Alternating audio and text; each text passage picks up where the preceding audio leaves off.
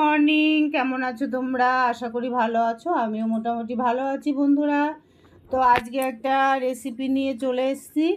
এখানে আছে আলু, আছে বরবটি, আছে আর আছে পটল, আর এখানে আছে বন্ধুরা সয়াবিন। আর এখানে আমি একটা পেস্ট করে রেখেছি, পেঁয়াজ আছে, আদা আছে, একটু রসুন আছে, দুটো কাঁচা লঙ্কা আছে, টমেটো আছে, আর একটু পেঁয়াজ আমি এখানে রেখেছি ফোড়নের জন্য। আর এদিকে বন্ধুরা 4টে ডিম আমি সেদ্ধ বসিয়েছি। তো আমি শতাব্দী বোনের একটা টিপস ব্যবহার করছি। কালকে দেখেছিলাম একটু লবণ আর একটু তেল দিতে হবে, যাতে ডিমগুলো ফাটবে না আর কি। তো শতাব্দী বোনের টিপসটা দেখি আজকে। আমার প্রত্যেকটা ডিম ফেটে যায়, আজকে দেখব ফাটে কি না। শতাব্দী বোনের টিপসটা ব্যবহার করছি। আর কালকে আমি দেখেছি শতাব্দী বোন ফুলকপি বিনস টিনস দিয়ে একটা সোয়াবিন দেয়নি, আর ডিমের ঝোল করেছিল। আমি একটু সোয়াবিন দিচ্ছি। তো তোমরা শেষ পর্যন্ত বন্ধুরা দেখতে থাকো, সাথে থাকো, আশা করি ভালো লাগবে। তো দেখতে থাকো বন্ধুরা। বন্ধুরা দেখো, আমি ডিমটা সেদ্ধ করেছি, কিন্তু আমার কোনো দিনও ডিম এরকম ফাটবে। তো শতাব্দী বোন দেখো, আমার ডিম কিন্তু এই দুটো ঠিক আছে, আর ফেটে গেছে দুটো। আর এদিকে আমি কড়াই বসিয়ে দিয়েছি, প্রথমে ডিমটা ভেজে নেব, তারপরে আসছি বন্ধুরা। তোমরা সাথে থাকো, দেখতে থাকো, ডিমটা ভাজার পরে আসছি। বন্ধুরা দেখো, ডিমটা আমি ভেজে নিয়েছি, আর ওই ডিম ভাজা তেলে আমি সয়াবিনটাও ভেজে নেব।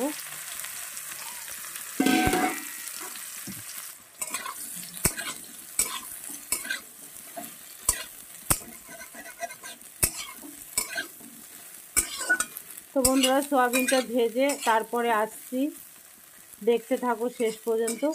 আমাদের ডেলিকার খাওয়া, ডেলিকার তো স্পেশালভাবে কিছু করা যায় না,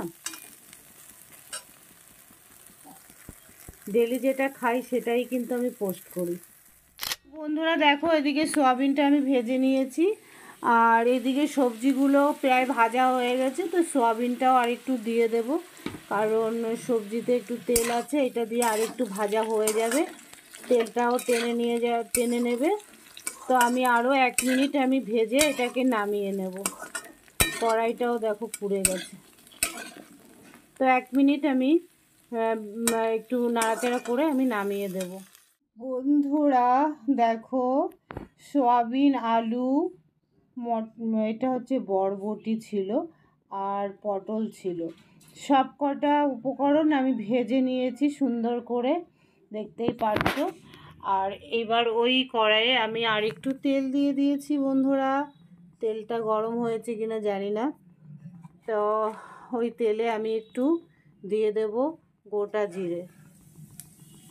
তো বন্ধুরা আজকে আমি কোনো গরম মশলা ব্যবহার করব না, কারণ কালকে দুধ পটল করেছিলাম, ওটা গরম মশলা ব্যবহার করেছিলাম। গরম মশলাটা খেলে আমার একটু অসুবিধা হয়, আমাদের দুজনেরই অসুবিধা হয়। তো জিরেটা একটু ভাজা হয়ে গেছে, এই পর্যায়ে দেবো একটু পেঁয়াজ ফোড়ন।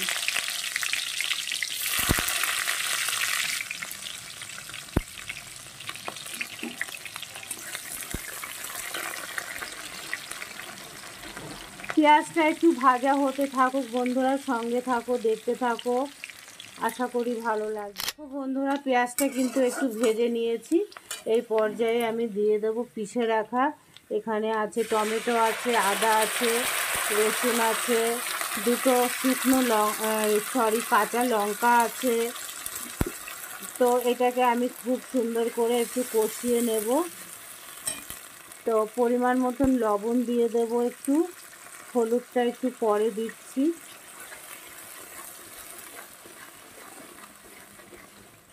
বন্ধুরা দেখো, মশলাটা কিন্তু আমার ভাজি হয়ে গেছে, আর এই পর্যায়ে আমি হলুদও দিয়ে দিয়েছিলাম। তো সামান্য একটু আমি জল দেব, একটু কম তেলেই রান্না করছি বন্ধুরা, ওই জন্য একটু জল দিয়ে দিলাম। আর সবজিটা দেবো ওই জন্য, সয়াবিনটা দেবো তার জন্য। তো এই পর্যায়ে আমি দিয়ে দেব ভেজে রাখা সবজি আর সয়াবিন। তো এটাও বেশ আমি কিছুক্ষণ আরও 2-3 মিনিট আমি ধিমে আঁচে কষিয়ে তারপরে বন্ধুরা জল দেব। কেমন হচ্ছে অবশ্যই জানিও বন্ধুরা।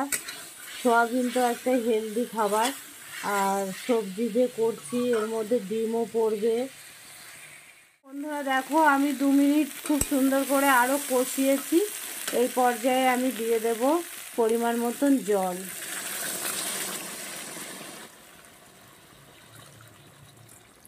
তো আর একটু জল লাগবে অবশ্য। আর এই পর্যায়ে আমি ডিমটাও দিয়ে দেব, আর একটু জল দিয়ে ঢাকা দিয়ে দেব। 2-একটা সয়াবিন একটু লেগে গেছিলো। বন্ধুরা দেখো আমার সবজি কিন্তু রেডি হয়ে গেছে, সব গলেও গেছে। এই পর্যায়ে আমি সামান্য একটু চিনি দিয়ে দেব।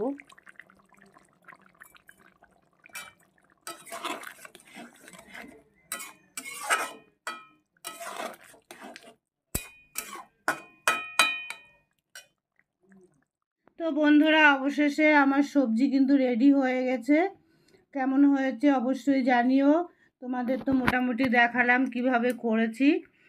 আর ঘরে যে কটা সবজি ছিল সব কটা দিয়েই আমি সয়াবিন, পটল আছে, কটা বরবটি ছিল, আলু ছিল, আর 4টে ডিম ছিল, ওটা দিয়ে আমি সয়াবিন দিয়ে সবজিটা করে নিলাম। আর আরও করেছি, নিম বেগুন করেছি, তারপরে ডাল আছে।